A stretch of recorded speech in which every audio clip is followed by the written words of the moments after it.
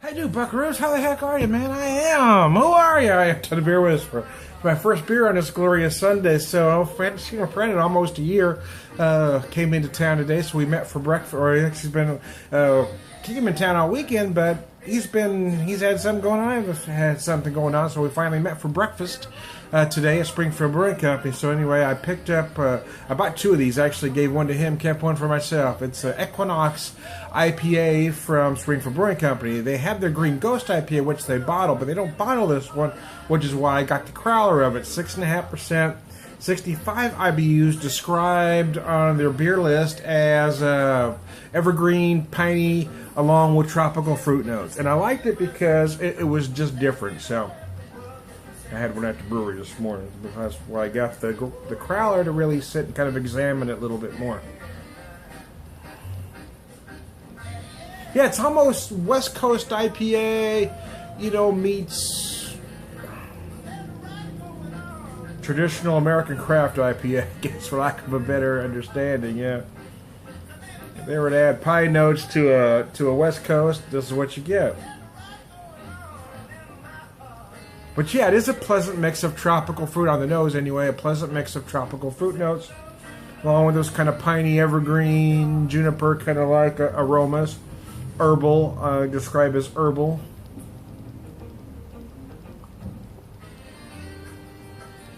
Oh, and the flavor is the same way. Just the slightest hint of malt sweetness, almost a little honey-like notes there in the middle. Kind of giving way to right there. I just picked up and take another drink, and I'll tell you what I was getting. Almost mandarin orange-like notes is really what I was picking up. Mandarin orange. You might get some pineapple, mango, passion fruit, that kind of thing. And then right at the end is where you get those herbal notes, the evergreen, the pine that they describe. I'm going to add juniper, which they don't, but I'm going to say juniper-like notes as well. They sort of linger a bit. Oh, it's very nice. I like it a lot, actually. And I know everything has taste like fruit these days, so I kind of applaud an IPA that goes a slightly different direction. I mean, last weekend I had the Bentonville Brewing Company home record, and that's one reason I really like that, because it wasn't like anybody else. And this one, does the same thing. It gives you some flavors that are familiar, and it gives you some flavors that maybe aren't where the current trend is. So that I like about this IPA. I really like it a lot, actually. I get kind of fruited out, to be honest with you, especially with the brunch IPAs. The New England IPAs, I call them brunch IPAs, because they're like the beer alternative to a mimosa. And then, of course, you got the West Coast, which is all tropical fruit, and this one gives you that added dimension, which is why I like it. It's a West Coast IPA with a little something extra. A little extra dimension. Little added complexity, I will say.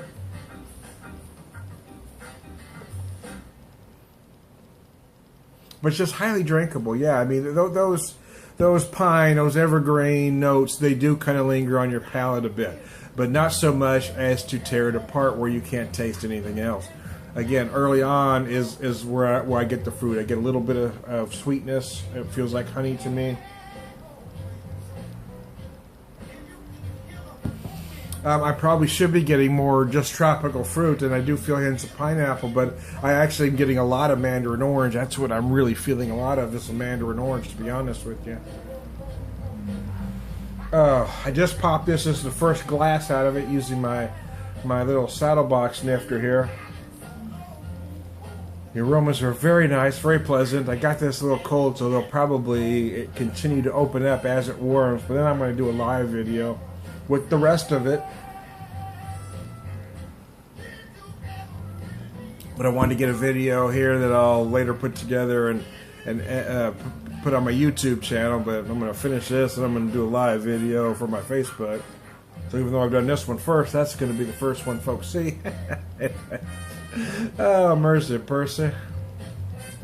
It's absolutely gorgeous, man. I really like this IPA. In fact, I liked it when I had it earlier today with my breakfast.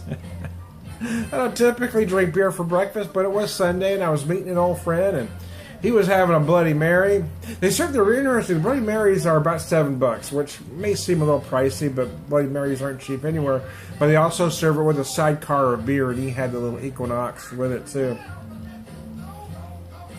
But yeah, it was very pleasant with dinner, with breakfast. But because I was eating, and we were talking, I really wasn't trying to decipher it, and so that's why I got the Crowler. I got us both one. Once my friend was kind enough to buy breakfast, I figured it was the least I could do. Anyway. Oh. Yeah, you know what? I'm gonna. Right now, my feeling is with this beer, I like it more with every drink. And I wasn't sure. I really enjoyed it this morning, but again, I was having it with food. You don't always get a clear, a clear view when you're having a beer with food, because you've got competing things on the palate. But now that I'm having it by itself, I'm really enjoying it. And I think as this warms a bit, more aromas and more flavors are going to come out as well. But right now, like I said, just a hint of sweetness in the middle that feels like honey to me. The fruit notes come out right about there.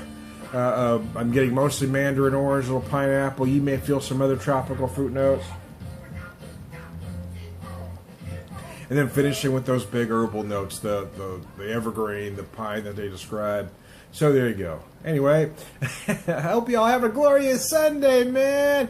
I am. Who are you? I am Tom the Beer Whisperer, beer evangelist, prolific beer drinker, purveyor of wisdom, and all around good effing guy. Just ask anybody. Just ask anybody. Anyways, y'all have a good one.